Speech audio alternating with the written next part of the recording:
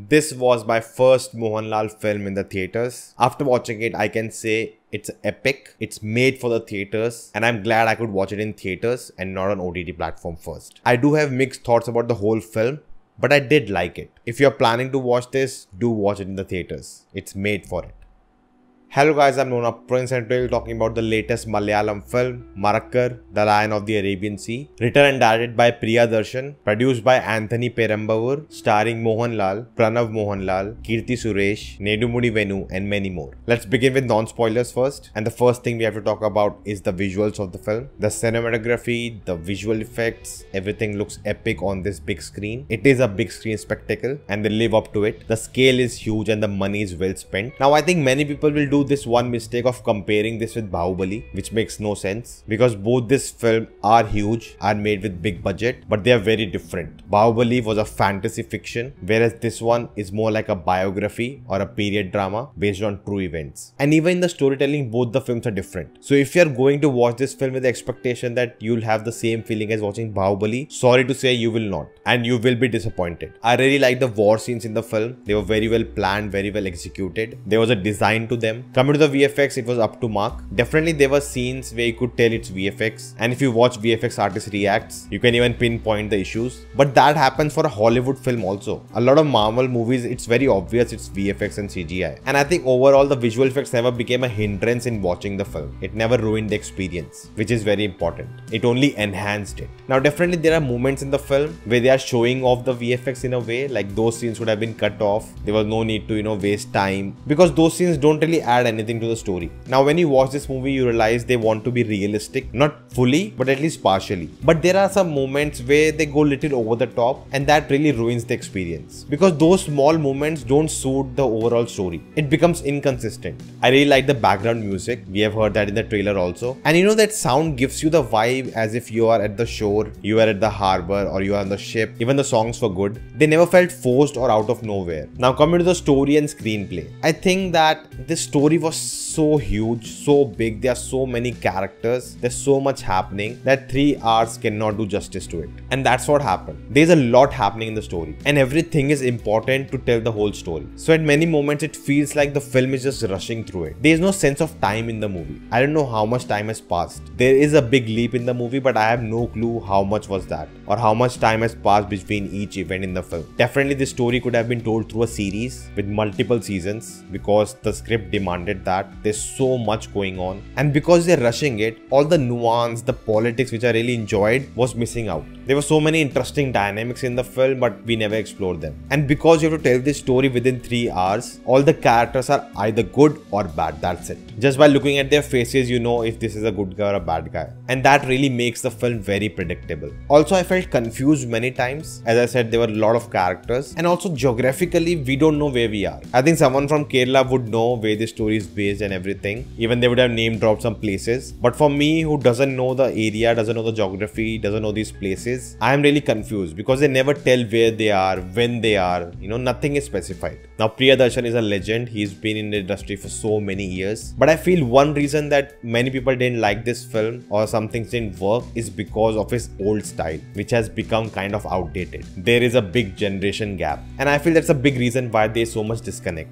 I feel like if this movie had came 10 years ago, it would have been a blockbuster.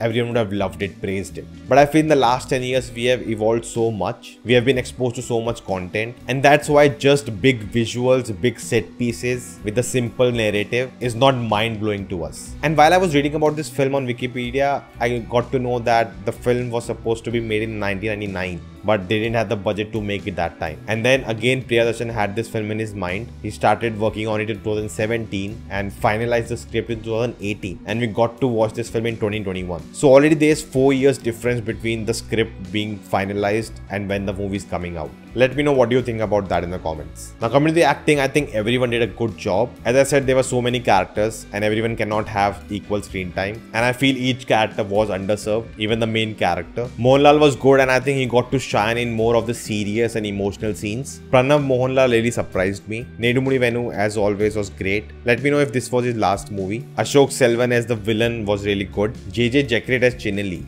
I think he was really good. Keerthi Suresh and Manju Warrior were just there in the film. They didn't have much to do. And overall, even the English actors who were portrayed as Portuguese, I think even they were good enough. I don't think any scene felt cringy, which is a good thing. After coming out of the theatre, I felt like the film lagged moments for me, you know. At no point in the film, I got goosebumps. I feel like I was not immersed enough in the film, you know, it didn't engage me. I just saw the film few hours ago and there's no one scene which stayed in my mind. You know, nothing moved me in the film. It felt like, okay, I got to know this story. There was this guy and you know what happened with the Portuguese and everything, and okay, I came out, that's it. But still the film is very well made.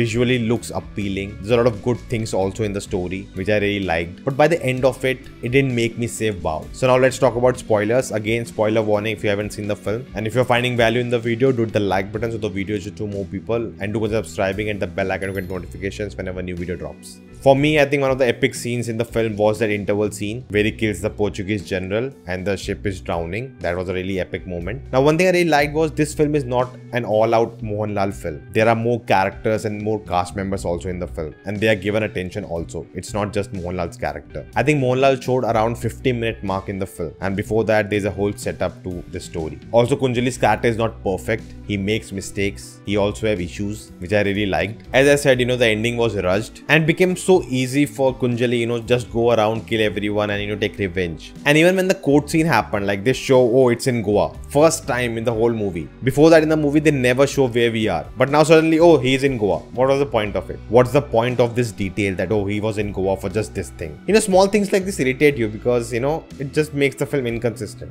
As I said, the film was predictable and it was, you know, the old-fashioned ways of foreshadowing. Don't hit your head on the door while coming out. It's a bad omen. And the moment that scene happens, you know what's gonna happen next. Whenever he'll hit his head, something bad will happen to him, you know. It's just too obvious. Even with the ending of the film where he dies and, you know, how they connect to the mother, I didn't feel that connection. Let me know if you did. Because we never spent so much time with them together, you know, to feel anything between them. And here I would like to take the example of KGF. In that film, the whole emotional center is the mother and the son relationship. So at the end, it pays off. But here it doesn't. Now in the first half, when the whole Marakkar family is killed and Kunjali and his uncle has to run off, you know, the whole scene, they are on the boat and going in the ocean. They are stuck in the storm and it's so dark, I couldn't even see anything. And on that, you know, I have to read the subtitles also, then look at the visuals. There were just too many effects added on it. And definitely that scene looks really good. But if I cannot understand what's happening, then it defeats the purpose. And again, you know, that scene doesn't add anything to the whole film. If the uncle had died, then okay, I get it, why that scene was there. But later, oh, uncle also didn't die and they meet together and then they continue the journey. Like, there was no need of that scene. I'm sure they spent a lot of money to shoot that scene and then months and months of work to make that scene look like that.